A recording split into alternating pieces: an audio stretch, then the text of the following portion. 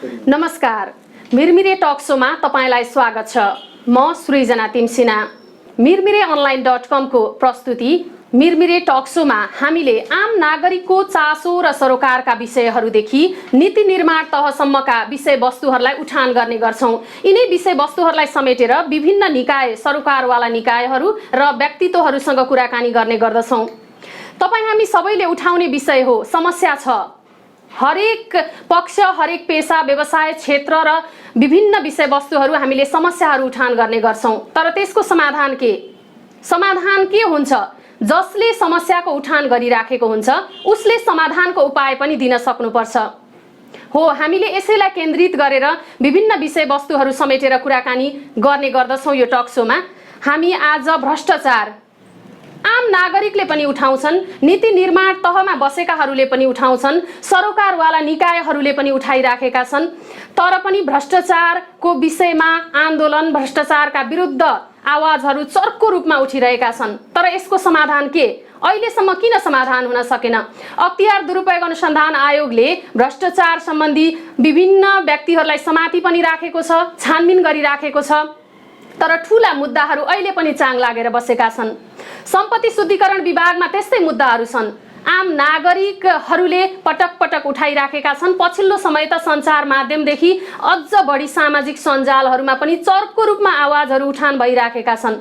तर जतिले यो विषयहरू उठाइरहेका छन् र समस्या जति व्याप्त रूपमा भ्रष्टाचार मुलुकमा बढिरहेको छ, त्यसको समाधान के?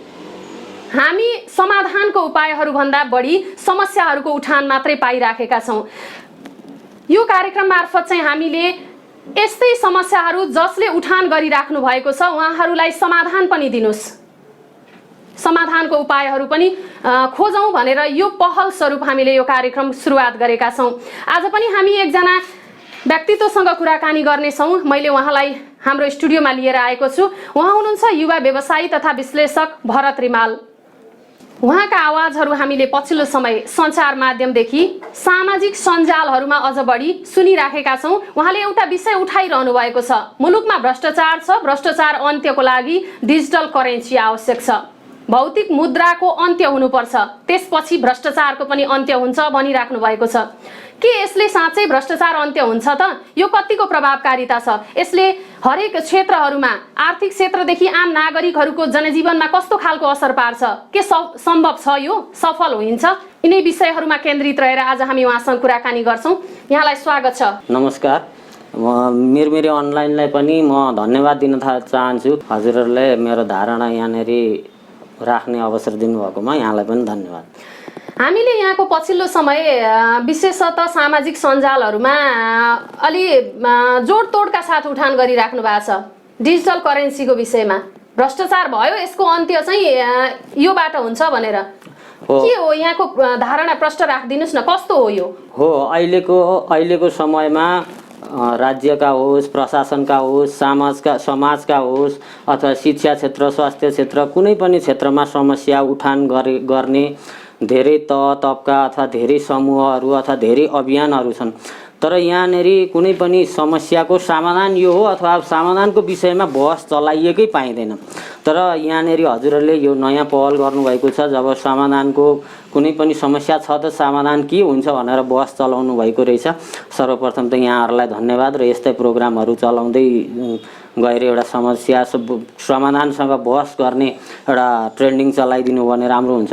हजुरलाई जुन डिजिटल करेन्सी को कुराहरू यहाँ जहाँसम्म छ, अहिले भ्रष्टाचार जति पनि भएको छ यसको मेरो विचारमा भौतिक मुद्राको उपस्थिति नै भ्रष्टाचारको चाहिँ कारण हो। किनभने अब 3200 वर्ष अगाडि चाइनाले सुरु गरेको भौतिक मुद्रा अथवा कागजी मुद्रा अथवा भन्नुहोस् मेटल कोइनहरू भयो, यो चाहिँ भौतिक रूपमा हामीले स्टोर गर्न सक्ने भयौँ। अनि यो चाहिँ अदृश्य अरू कसैबाट लुकाएर छिपाएर अथवा यसको चाहिँ कारोबार चाहिँ पारदर्शी नहुने भयो। अब यसलाई अन्त्य गरेर हामीले यसलाई टोटल्ली डिजिटलाइज गरियो भने यसको मुभमेन्ट कहाँ भइरहेको छ त? पैसा कहाँ गइरहेको छ अथवा करेन्सी कताबाट कता फ्लो भइरहेको छ यसको ट्र्याक गर्न सकिन्छ। एकाउन्टहरू सबैका खाताहरूबाट चाहिँ पैसाहरूको मुभमेन्ट पत्ता लागेपछि मुभमेन्ट सही अथवा एउटा सही काममा प्रयोग भइरहेको छ अथवा गलत काममा प्रयोग भइरहेछ अथवा स्रोत के हो, यिनीहरूको सजिलो गरेर ट्र्याकिङ हुने हुनाले भ्रष्टाचारलाई अन्त्य गर्न सहयोग गर्छ। जस्तै अहिलेका कतिपय अनुचित कार्यहरू भएका छन्, पछाडि त आर्थिक गतिविधि अथवा आर्थिक कुराहरू नै लुकेको हुन्छ। यहाँनिर जस्तो अवैध कुराहरू भयो, अवैध पैठारी भए, हात हतियारका कुरा भए, अपराधका कुरा भए, अन्ततः आर्थिक अथवा पैसा अथवा त्यो भौतिक मुद्राहरूकै उसमा गएर जोडिएको हुन्छ। अब यदि यसलाई चाहिँ डिजिटलाइज गरिदिने हो भने कसैले पनि पैसाहरू अथवा मुभमेन्ट अफ इकोनोमिक अथवा करेन्सी मुभमेन्ट भइरहेछ भने किन भइरहेछ यसको कारणसम्म पुग्न सजिलो हुन्छ र यसबाट चाहिँ अनैतिक कामहरूलाई रोक्न सकिन्छ। यति भनिरहँदा अहिले यही कारण मात्रै हो त भ्रष्टाचार बढिराखेको? भ्रष्टाचारका कारणहरू त धेरै छन्। कारण जे भए पनि यसको निदान के हो भन्ने चाहिँ विषय महत्त्वपूर्ण हुन्छ। कारण त धेरै छन्, कति धेरै कारणहरू होलान्, तर धेरै कारणको पनि त्यसको निदान चाहिँ एउटै हुनसक्छ। अब यसमा कारणहरू जुन कारणले भ्रष्टाचार भइरहे पनि अन्त त्यसको किन भइरहेको छ त भन्दाखेरि त्यो आर्थिक उपलब्धि अथवा चाहिँ सम्पत्ति सञ्चय अथवा चाहिँ जीवनस्तरमा परिवर्तन अथवा चाहिँ सम्पत्ति कलेक्सन अथवा त्यो नभए शक्ति प्रदर्शन, यिनीहरू केही कारणहरू हुन्। तर यसको पछाडि के हुन्छ भन्दा भौतिक मुद्राहरूकोले ठुलो सहयोग गरेको हुन्छ। जस्तै मान्नुहोस् कुनै कामहरू, कुनै अनैतिक कामहरू हुन्छन्, भ्रष्टाचारका कामहरू हुन्छन्, भौतिक रूपमा पैसाहरूको लेनदेन हुने, अनि त्यो बाहिर पब्लिकलाई थाहा नहुने, सिस्टमलाई थाहा नहुने अथवा सरकारलाई थाहा नहुने अथवा निकायहरूलाई थाहा नहुने, यी समस्याले गर्दाखेरि मैले करोडौँको भौतिक मुद्राहरू मैले छिपाएर अथवा एउटा मेरो घरमा स्टोर गरेर मैले अवैध कामहरूमा सञ्चालन गरिरहेछु भन्ने पनि पत्ता नहुने हुन्छ। तर जब हामीले यसलाई डिजिटलाइज गरिदिने हो भने मैले त्यो पैसा केमा प्रयोग गरिरहेको छु, मेरो खाताबाट कहाँ पैसा मुभमेन्ट भइरहेछ, म कुन कार्यमा गरिरहेको छु, सजिलै पहिचान गर्न सकिन्छ। यो पहिचान हुने बित्तिकै पहिलो त जो यस्तो कार्यहरू गरिरहेको हुन्छ उनीहरू आफै पनि सचेत हुन्छ अथवा यहाँ यस्तो छ म ट्र्याकमा पर्छु, उनीहरूले त्यसमा प्रोत्साहनै हुँदैन। अर्को कुरो जो गरिरहेका छन् उनीहरूलाई पनि एउटा कानुनअनुसार दायरामा ल्याएर कारबाही गर्न सकिन्छ। अहिले त के भइरहेको छ भने एउटा कुनै नियुक्ति होस्, राजनीतिक नीति होस् अथवा सरकारी नियुक्ति होस्, कहीँ पैसाको खेल हुन्छ। अनि त्यसमा भनेको बाहिर जे कारणहरू देखाइए पनि जसले बढी पैसाहरू पेमेन्ट गर्छ अथवा चाहिँ भौतिक रूपमा लगेर करेन्सी अथवा भौतिक हाम्रो जुन कागजी मुद्राहरू छ लगेर बिटा पैसाहरू जसले हस्तान्तरण गर्छ उसको कामहरू बन्ने हुन्छ। तर यही कुरालाई डिजिटलाइज गरिदिने हो भने कसैको पैसा किन ट्रान्सफर भयो त त्यसको रिजनसम्म जान सकिन्छ, कारणसम्म जान सकिन्छ। अब कारण नै जब अनैतिक कारणहरू छ अथवा चाहिँ एउटा असंवैधानिक कारण छ भने त्यसलाई त ट्र्याक गर्न सकिन्छ।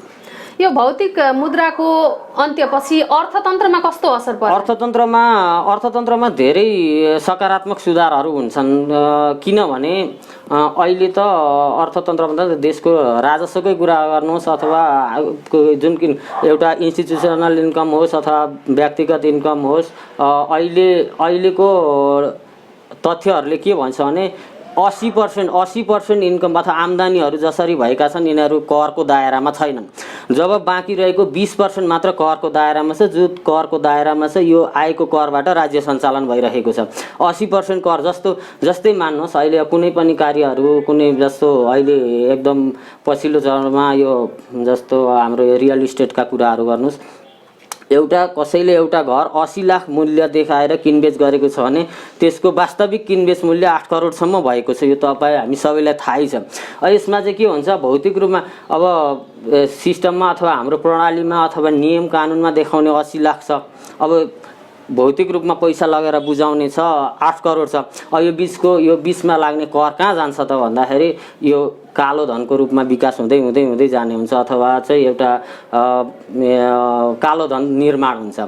अब यसलाई नियन्त्रण गर्नको लागि के गर्नुपर्ने हुन्छ नि, यसलाई टोटली डिजिटलाइज गर्यो भनेदेखि उसले 8 करोड ट्रान्सफर गर्दाखेरि त किन गर्यो त त्यही प्रयोजनको लागि उसले त भौतिक मुद्रा नभएपछि त ट्रान्सफर गर्ने त डिजिटली हो कि त उसले वास्तविक रूपमा 80 लाखमा बेच्नु पर्यो अथवा 8 करोडै देखाउनु पर्यो। त्यो भएपछि आउने राजस्व छलिने त सम्भावना भएन।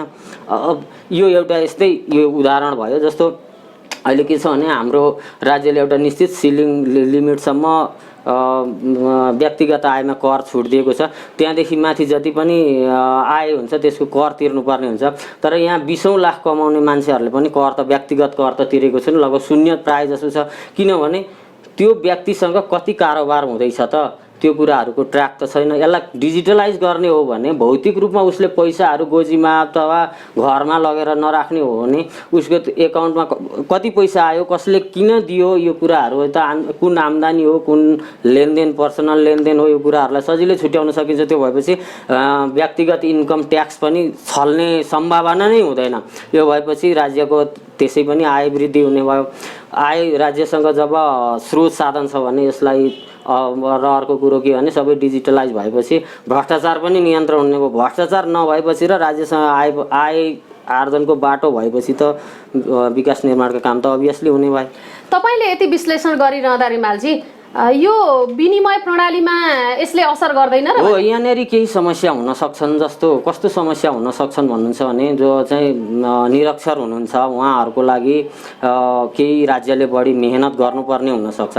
तर यसो भन्दै रहँदाखेरि अहिलेको यो पछिल्लो ट्रेन्डलाई हेर्दाखेरि इन्टरनेटसँग परिचितै छौँ अथवा इन्टरनेट नभए मोबाइल नेटवर्कहरू प्रयोग गर्न सकिन्छ। यसमा चाहिँ राज्यले अलिकति अब जस्तो भौतिक मुद्रा त छपाई खर्च लाग्छ। अहिले 0.037% यो चाहिँ छपाई खर्च लाग्ने रहेछ। तपाईँ भन्नुहोस् एउटा नोट छाप्नको लागि एभरेज 3 रुपियाँ खर्च आइरहेको छ। यही कुराहरूलाई चाहिँ पब्लिकमा अथवा जो चाहिँ अहिले सिस्टममा पहुँच पुर्याउनलाई गाह्रो छ उहाँहरूलाई चाहिँ सरकारले नै एउटा स्कुलिङ गर्न सक्छ। यही खर्चलाई स्कुलिङ गरेर सिस्टममा अभ्यस्त बनाउन सकिहाल्छ। नेपालमा कतिपय डिजिटल प्रणाली बारे समेत ज्ञान नभएका वर्ग पनि छन् नि त, हामीले यसलाई भुल्न त भएन। यी वर्गले विनिमय कसरी गर्छन्? यी वर्गहरूलाई विनिमय गर्न हो देखिने समस्या यहाँनेरि केही समस्या देखिन्छ। तर के छ भने राज्यको आय जबकि हामीले 20% मात्र राज्यको आर्थिक गतिविधिबाट कर सञ्चालन गरेर राज्य चलाइरहेका छौँ भने अब सम्पूर्ण आर्थिक गतिविधिहरू करको दायरामा आउने भने राज्यले प्रशस्त मात्रामा खर्चहरू अथवा राज्यले व्यवस्थापन गरेर उहाँहरूलाई सक्षम बनाउन सक्छ। यसको लागि जस्तै के गर्न सकिन्छ भने सरकारी तर्फबाट अथवा स्थानीय निकायबाट त्यस्ता सिस्टमसँग अभ्यस्त हुन नसक्नेहरूको लागि सहयोगीहरू नियुक्त गर्न सकिन्छ केही समयको लागि। यस्ता धेरै हुन्छ जहाँ कि जुन अन्य ठाउँमा हुने खर्चहरू त्यहाँनेरि लगाएर इफोर्ट लगाएर त्यहाँबाट उहाँहरूलाई चाहिँ सिस्टममा ल्याउनलाई सकिन्छ। राज्यले पनि अर्थात् सरकारले नै पनि हाम्रा प्रधानमन्त्रीज्यूले पनि भ्रष्टाचारमा शून्य सहनशीलताको नारा जो अगाडिदेखि नै ल्याइराख्नु भएको थियो। भ्रष्टाचार म पनि गर्दिनँ र अरूलाई पनि गर्न दिन्न भन्ने नारा त हामीले सुनि नै राखेका छौँ। तर त्यति हुँदा पनि भ्रष्टाचार भइराखेको भनेर बाहिर आइराखेको छ सार्वजनिक रूपमा। यहाँले अघि उठान गर्दाखेरि यो जुन विषयहरू उठाइराख्नु भएको छ त्यसले राजनीतिक क्षेत्रमा कस्तो प्रभाव पर्छ? अनि अहिले सरकारले पनि त भ्रष्टाचार गर्न त दिँदैनौ भनेको छ नि त, तर पनि भइराखेको छ भनेपछि यहाँले उठाएको विषयले पनि भ्रष्टाचार रोकिन्छ त? यो विषयमा चाहिँ के भयो भने प्रधानमन्त्री अहिले हजुरले प्रधानमन्त्रीको कुराहरू उठाउनु भयो र व्यक्तिगत रूपमा यो यहाँनेरि व्यक्तिगत रूपमा अथवा यहाँ समस्या मात्रै छ भन्ने कुराहरू भन्दा नि म सोलुसन के छ भन्ने कुराहरूमा म बहस गरिरहेको छु।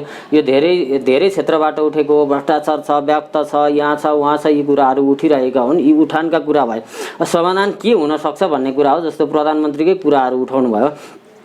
प्रधानमन्त्री भ्रष्टाचारको लाइनमा हुनुहुन्छ या हुनुहुन्न अथवा चाहिँ राजनीति भ्रष्टाचारको लाइनमा छ छैन भन्ने कुराहरू पब्लिकमा बहस भइरहेका कुराहरू भए। अर्को प्रधानमन्त्रीले म भ्रष्टाचार गर्दिनँ, भ्रष्टाचार सहन्न पनि भन्नुभयो। उहाँको त्यो नीतिगत रूपमा उहाँले भन्ने कुरा नै यही हो। तर वास्तवमा भइरहेको छ के भन्ने कुराहरू भने जस्तो प्रधानमन्त्रीको पहिले भूतपूर्व प्रधानमन्त्रीले पनि उहाँको बारेमा एउटा उठाउनु भएको थियो, अहिले प्रसङ्ग याद भयो। उहाँको चाहिँ तेह्रथुमको एउटा सानो बुकुरोबाट यहाँ महलहरू बनाइदासम्मको आर्थिक गतिविधि के भयो त भनेर पूर्व प्रधानमन्त्रीले नै आवाज उठाउनु भएको थियो। यही विषयलाई समस्या कहाँनिर रह्यो त भौतिक मुद्रा नै हो। किनभने प्रधानमन्त्रीले त्यो ठाउँबाट यो ठाउँसम्म आउँदा कुन कुन आर्थिक गतिविधि गर्नुभयो भन्ने कुराहरूको एउटा सार्वजनिक व्यक्तिले के आर्थिक गतिविधि भइरहेछ त तपाईँ हाम्रो चासो हो, तर त्यसको रेकर्ड कहाँबाट लिने त? अब त्यो त छैन। कार्यकर्ता भए अथवा चाहिँ कोही उद्योग अथवा व्यावसायिक सहयोगीहरू भए उहाँहरूले जस्तो अहिले नै पनि प्रधानमन्त्रीको तलब कति छ, राज्यले दिएको सुविधा के उहाँले पाउने तलब र राज्यले दिएको सुविधाले मात्रै उहाँका कार्यकर्ता, उहाँका गुट अथवा उहाँको चाहिँ एक्टिभिटिज, उहाँका गतिविधिहरूलाई पुगेको छ त? पुगेको होला, यो मैले यो दोष लगाएको होइन, तर यसको गतिविधिको रेकर्ड खै त? यदि यसलाई डिजिटलाइज गर्ने हो भने उहाँ के कस्ता गतिविधि भए भले उहाँले आफ्नो नाममा नगएर कसै मार्फत गराउँछन् उसको पनि एक्टिभिटी त चेक हुने भयो।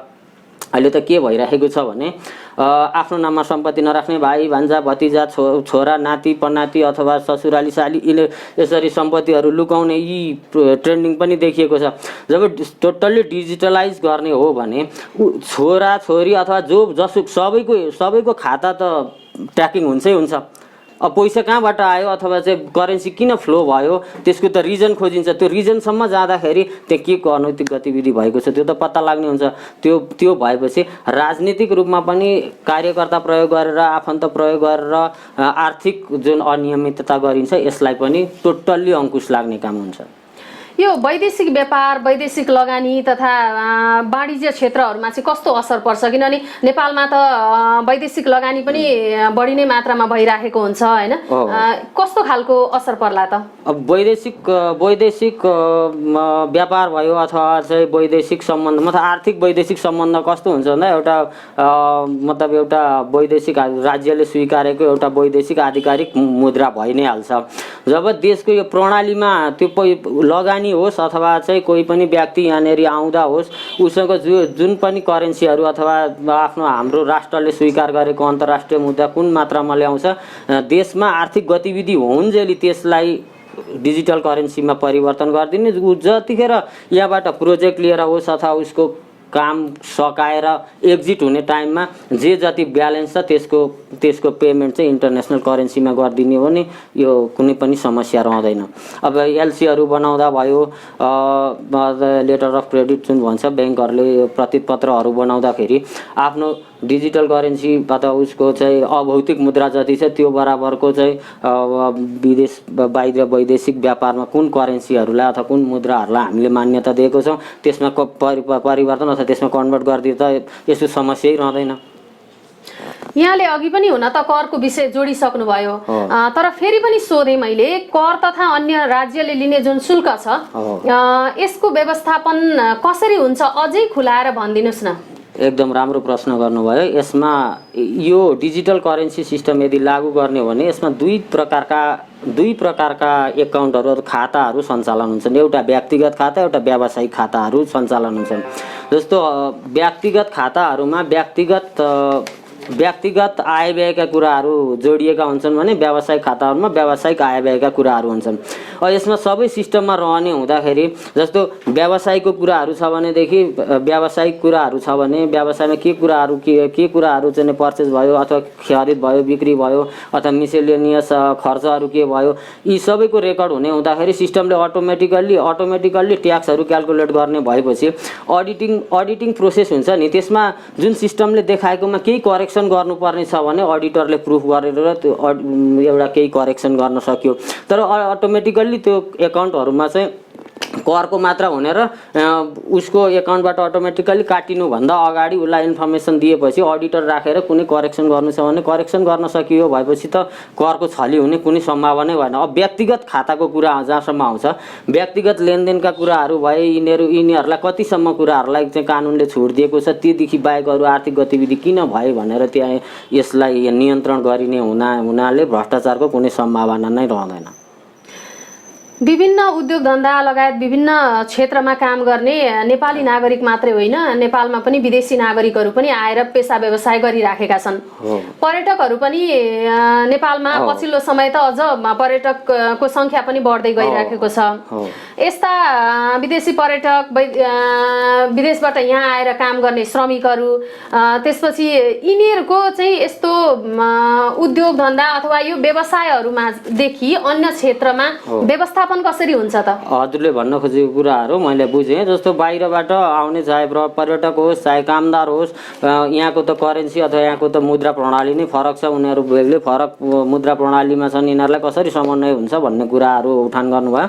यसमा चाहिँ जब पर्यटक, कोही पनि पर्यटक हाम्रो अध्यागमनमा आइपुग्छ भने उसले कति पैसाहरू अथवा जब उसको करेन्सी कति करेन्सी चाहिँ हाम्रो इन्टरनेसनल्ली मान्यता दिएको कुन करेन्सी छ उसले ल्याएर त्यहाँ बुझेपछि टेम्पोररी एउटा अस्थायी एकाउन्ट बन्ने हुन्छ।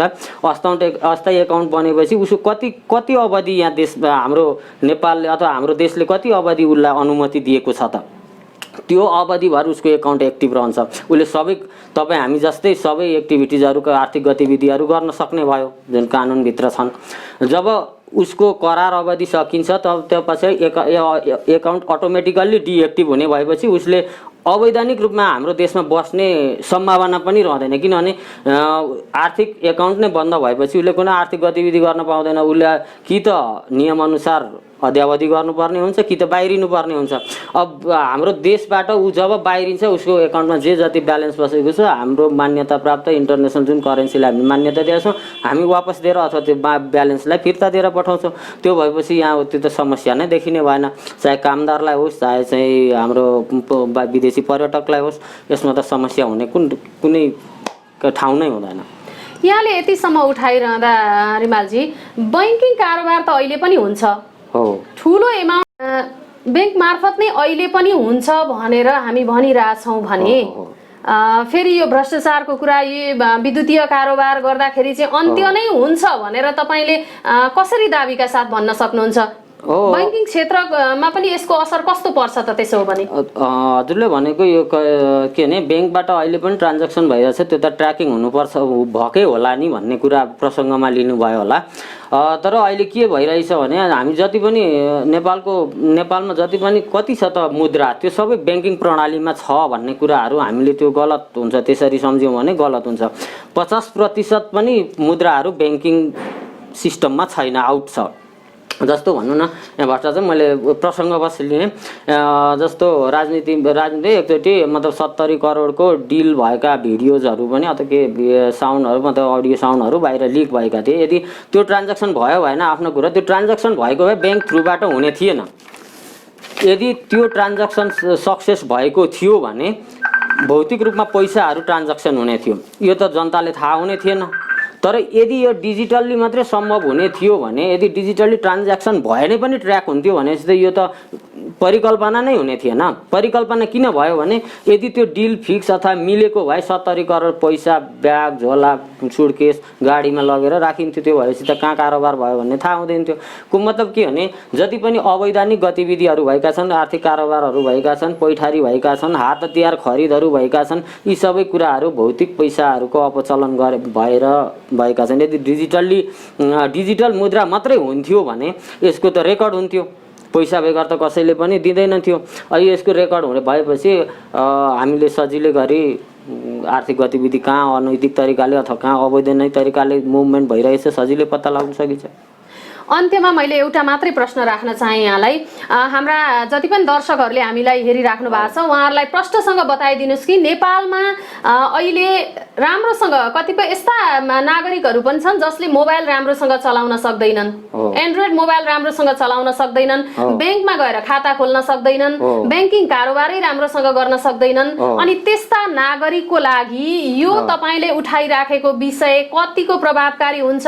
उनीहरूले कसरी सहज रूपमा हाम्रो लागि उठाएको रहेछ है यो विषय, त हामीले यसमा चासो देखाउनु पर्यो, बहस हुनु पर्यो, छलफल हुनु पर्यो। यो भयो भने चाहिँ भ्रष्टाचार पनि अन्त्य हुन्छ, नागरिकको जीवन स्तर पनि माथि उठ्छ भनेर कसरी विश्वास गर्ने प्रष्टसँग बताइदिनुहोस् मिहिन तरिकाले। त्यो विषयमा के छ भने 3200 वर्ष अगाडि चाइनामा जुन कागजी मुद्रा जुन चाहिँ भौतिक वस्तुहरू बोकेर विनिमय गर्न गाह्रो भयो भनेर एउटा मुद्राको कन्सेप्ट ल्याइयो।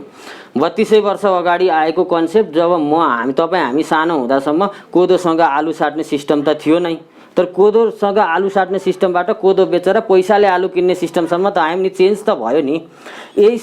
यो समयले जब राज्यले एउटा इम्प्लिमेन्टेसन गर्ने एउटा दृढता व्यक्त गर्छ भने त्यसको लागि समाधान के हुन्छ त्यहाँ खोजिन्छ। जस्तो पहिला कोदोसँग आलु साट्नेहरूले अहिले कोदो बेचेर पैसाबाट आलु साट्ने सिस्टममा जम्प हुन सक्छ भने अहिलेको भौतिक पैसालाई अन्त्य गरेर डिजिटल्ली यसलाई एउटा स्कुलिङ गर्न त जरुरी हुन्छ। तर राज्यले के भने त्यो भौतिक मुद्रण, जुन भौतिक पैसाहरू मुद्रण गर्ने खर्च हुन्छ, यो खर्चलाई यथेष्ट व्यवस्थापन गरेर यथेष्ट खर्च गरेर उहाँहरूलाई जो चाहिँ डिजिटल्ली अहिले ज्ञान राख्नुहुन्न उहाँहरूलाई चाहिँ त्यसमा अभ्यस्त गराउनलाई सजिलै सकिन्छ। र अहिले जुन 80% आर्थिक गतिविधिबाट कर लिएर राज्य चलिरहेको छ, र जो त्यो डिजिटलमा एक्सेस गर्नै सक्दैन, तिनीहरूलाई राज्यले फ्रीमा सर्भिस सेवा सुविधा दिए पनि राज्यलाई पुग्ने गरी मतलब इकोनोमिक बिल्डअप हुन्छ, मतलब अर्थतन्त्र निर्माण हुन्छ भनेपछि यसमा त राज्यले यो पक्ष चाहिँ हुन्छ, यो पक्षले चाहिँ सक्दैन कि यो कुराहरू भन्दा पनि जुन पक्षले सक्दैन त्यसलाई सबलीकरण कसरी गर्ने भनेर राज्य लाग्नुपर्ने हुन्छ। हस् त, यहाँले आफ्नो महत्त्वपूर्ण समय हामीलाई दिनुभयो र हाम्रो स्टुडियोसम्म आइदिनु भयो, हाम्रो छलफलमा सहभागी भइदिनु भयो, यहाँलाई धेरै धेरै धन्यवाद। धन्यवाद। हजुरले यो विषयमा जुन डिजिटल करेन्सीको बारेमा अथवा डिजिटल करेन्सीको सिस्टमबाट भ्रष्टाचारलाई नियन्त्रण गर्न सकिन्छ, लगाम लाउन सकिन्छ भन्ने विषयमा आफ्नो मलाई लागेको धारणा प्रस्तुत गर्ने मौका दिनुभयो, यहाँलाई पनि धेरै धेरै धन्यवाद। हजुर, हामीले कुराकानी गर्यौं युवा व्यवसायी तथा विश्लेषक भरत रिमालसँग। mirmireonline.com को उद्देश्य भनेको हामी समस्या मात्रै उठान गर्ने होइन, यसको विकल्प समाधान पनि के हुन्छ भनेर तिनै समस्या उठान गर्ने सरोकारवाला निकाय र व्यक्तिहरूसँग पनि हामी प्रश्न गर्ने गर्छौं। हाम्रो उद्देश्य यो हो। सत्य, तथ्य र निष्पक्ष हाम्रो अभियान, सुशासन र पारदर्शितामा मिरमिरे अनलाइन, यही स्लोगनबाट हामीले सुरुवात गरेका छौं। हामी विभिन्न व्यक्तित्वहरूसँग, विभिन्न सरोकारवाला निकायहरूसँग नीति निर्माण तहदेखि आम नागरिक जनस्तरसम्म, जनताका हामी घर दैलोसम्म पनि पुग्नेछौँ र विषयहरू उठानसँगै त्यसको समाधान के भनेर हामी यो विषयमा पनि छलफल गर्नेछौँ। हामीलाई यतिन्जेल हेरेर साथ दिनुहुने सम्पूर्ण दर्शकहरूलाई फेरि पनि धन्यवाद दिन चाहन्छु। साथै यहाँहरूका क्षेत्रमा के कस्ता समस्याहरू छन् ती विषयहरू पनि हामीसँग जोडिन सक्नुहुन्छ, हामीलाई जानकारी गराउन सक्नुहुन्छ। हामी ती सम्बन्धित ठाउँसम्म पुगेर पनि हामी विषयवस्तुहरू उठान गर्नेछौँ। सँगै यहाँहरूले मिरमिरे अनलाइनको युट्युब च्यानल सब्सक्राइब गरिदिनुहोला, लाइक सेयर गरिदिनुहोला। देश विदेशमा रहने सम्पूर्ण दर्शकहरूले हामीलाई सिधै सम्पर्क पनि गर्न सक्नुहुन्छ। स्क्रिनमा हामीले देखाइराखेका छौँ, हाम्रो इमेल ठेगाना पनि रहेको छ। यति भन्दै फेरि पनि सम्पूर्ण दर्शकहरूलाई धन्यवाद दिँदै म सृजना पनि यो टक सोबाट बिदा हुन्छु। नमस्कार।